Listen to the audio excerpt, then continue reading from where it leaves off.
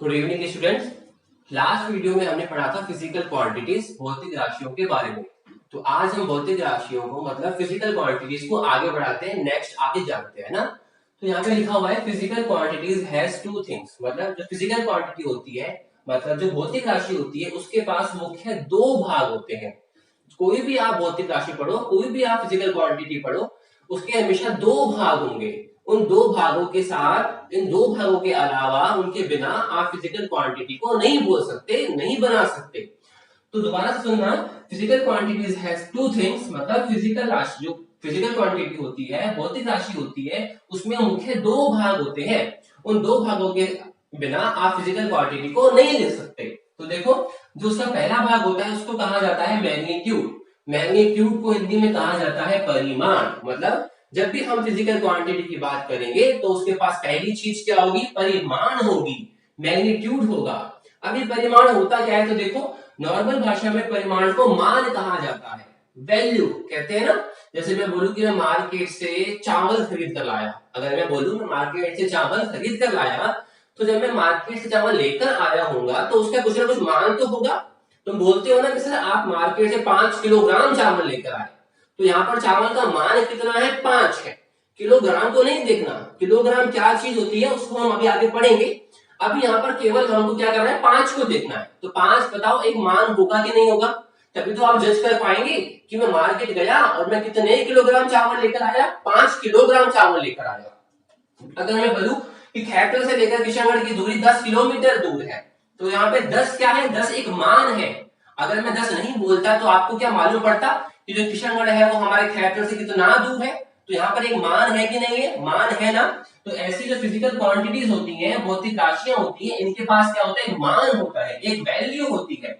और इस मान और वैल्यू को हम क्या कहते हैं फिजिक्स के टर्म में? या तो हम इसको इंग्लिश में बोले मैग्नीट्यूड, या फिर इसको हम हिंदी में क्या बोले? परिमाण बोले।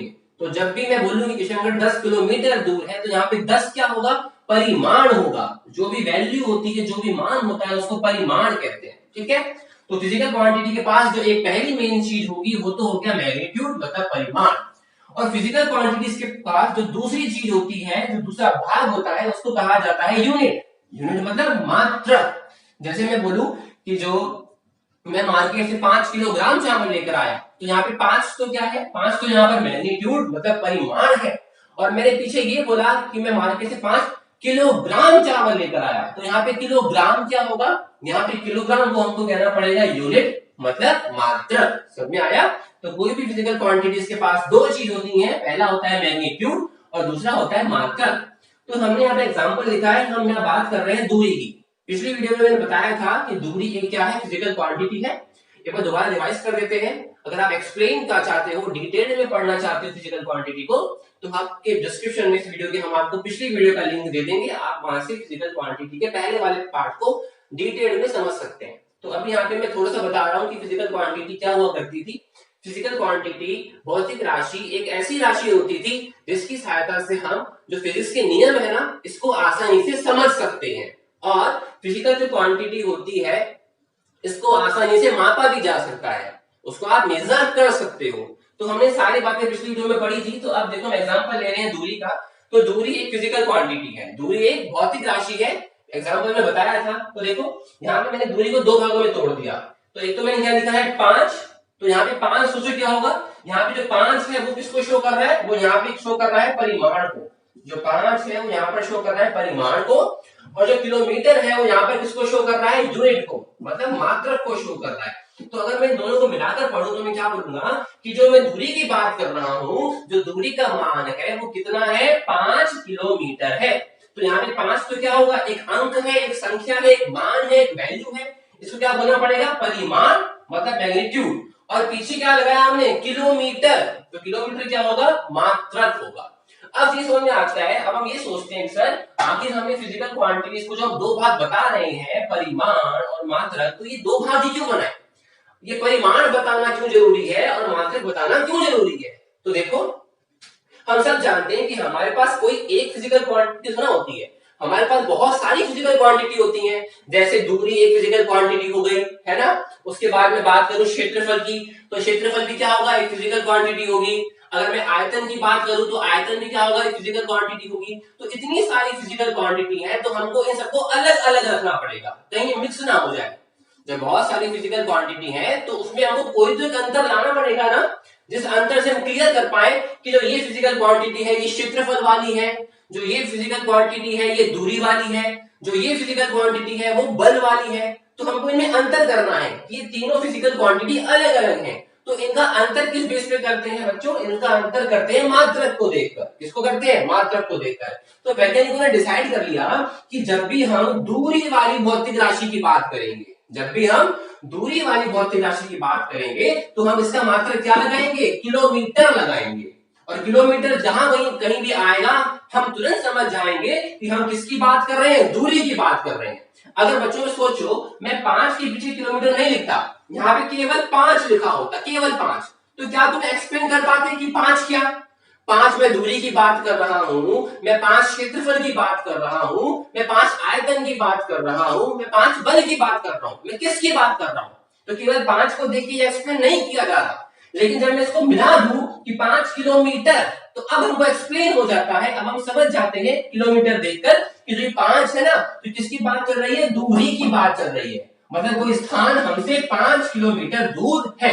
तो मात्रक क्या करता है, इन सारी भौतिक राशियों में अंतर स्थापित करता है। समझ में आया।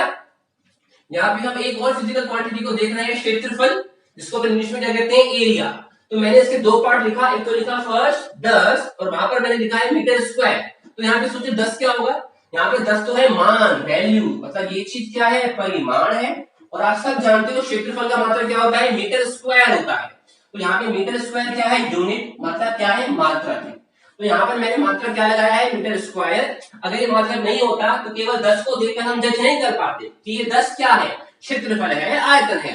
लेकिन जैसे ही मैंने मीटर स्क्वायर लगा दिया तो आप समझ गए कि मीटर स्क्वायर में जो मात्रक है वो वैज्ञानिकों ने क्षेत्रफल का बनाया है। तो यहाँ पे बात चल रही है क्षेत्रफल, मतलब क्षेत्रफल कितना है, 10 मीटर स्क्वायर है।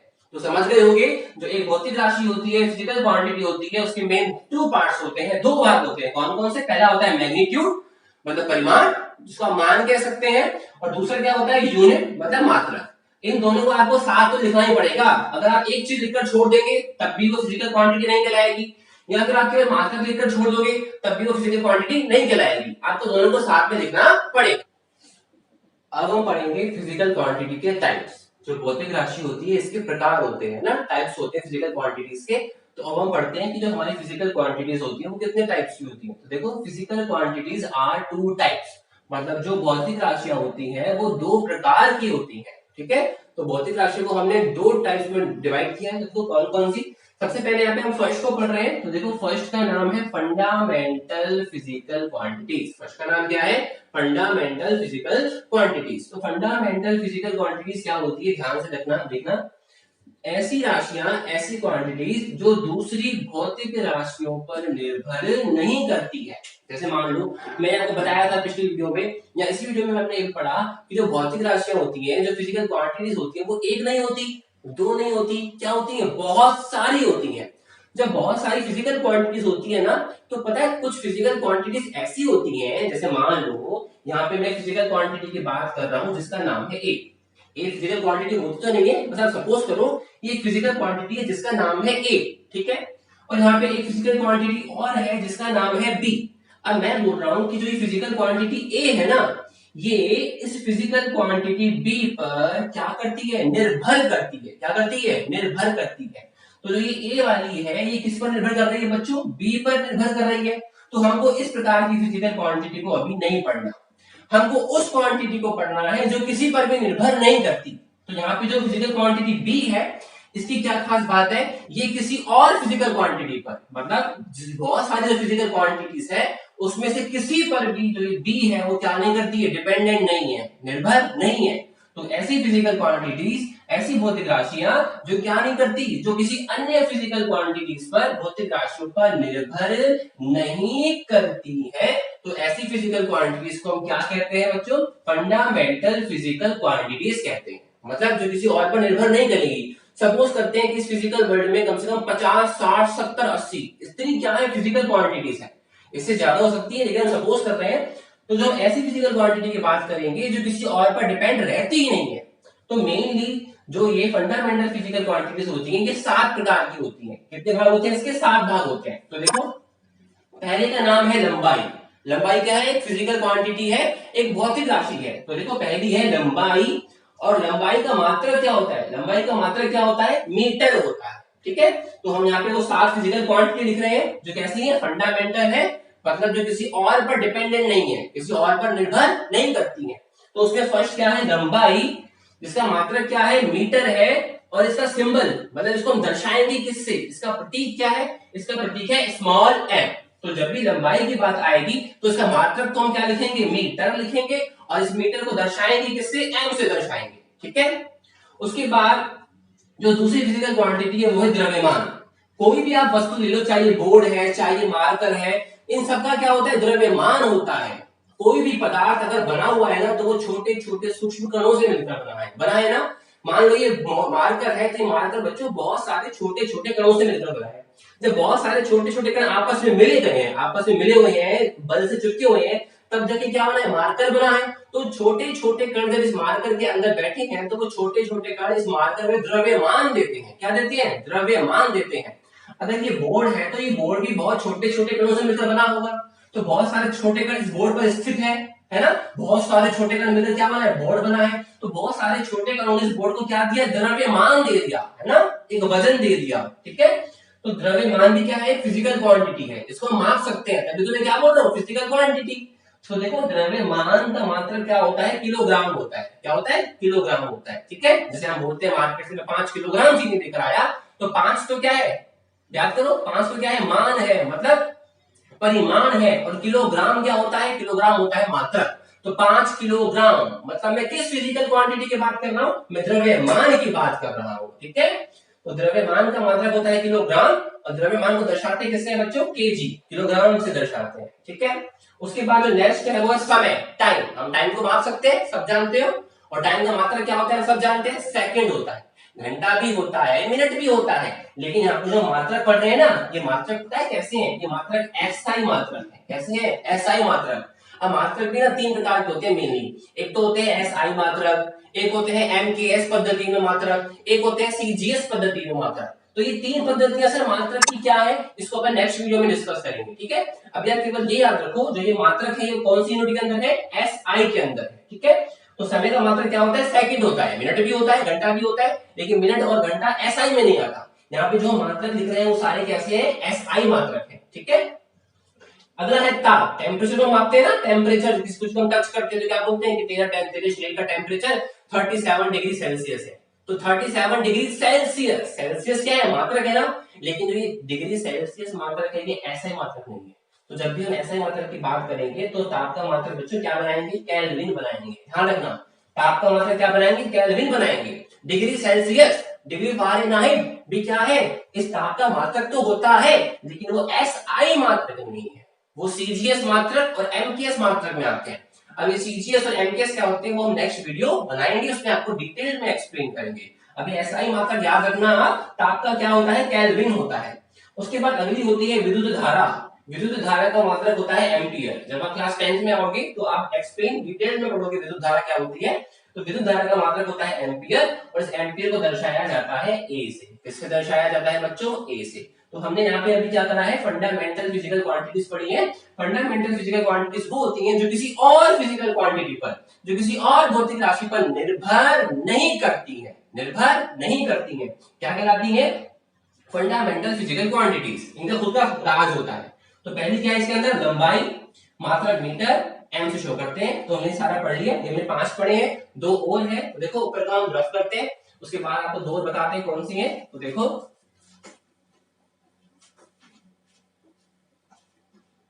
अगली होती है तीव्रता।